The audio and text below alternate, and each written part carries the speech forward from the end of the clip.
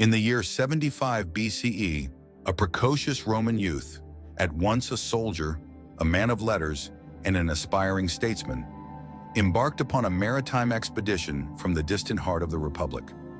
Barely 25 years of age, he was already distinguished by an incandescent gaze and a preternatural eloquence. This voyage, far from being one of conquest or diplomacy, was undertaken with the modest intention of intellectual cultivation.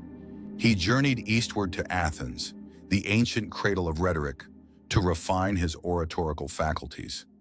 Yet the designs of fate, often contemptuous of human aspiration, proved calamitous.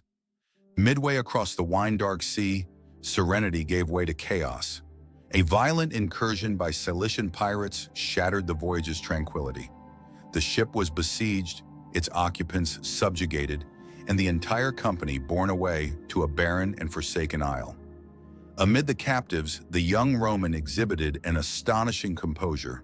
His demeanor so impressed his captors that they deemed him worthy of ransom and set the price at 20 talents, a significant valuation in the monetary lexicon of antiquity.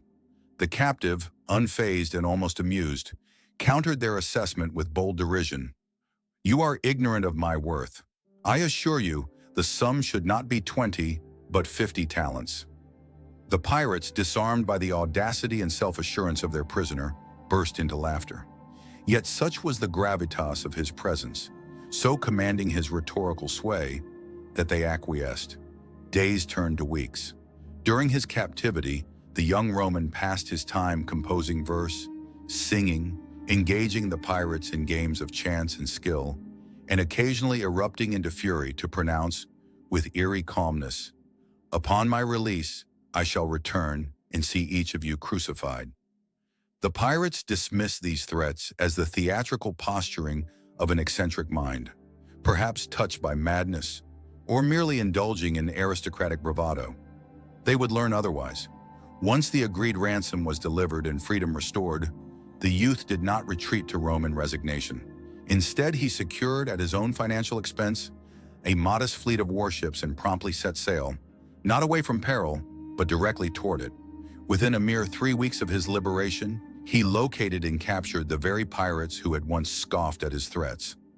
Their appeals for clemency were met with stony silence. True to his word, he exacted the sentence he had earlier pronounced, crucifixion.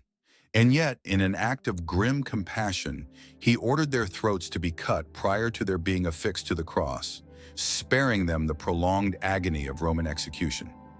In the shadow of death, the pirates finally apprehended the implacable will, strategic brilliance, and ruthless discipline of their former captive. His name, Gaius Julius Caesar,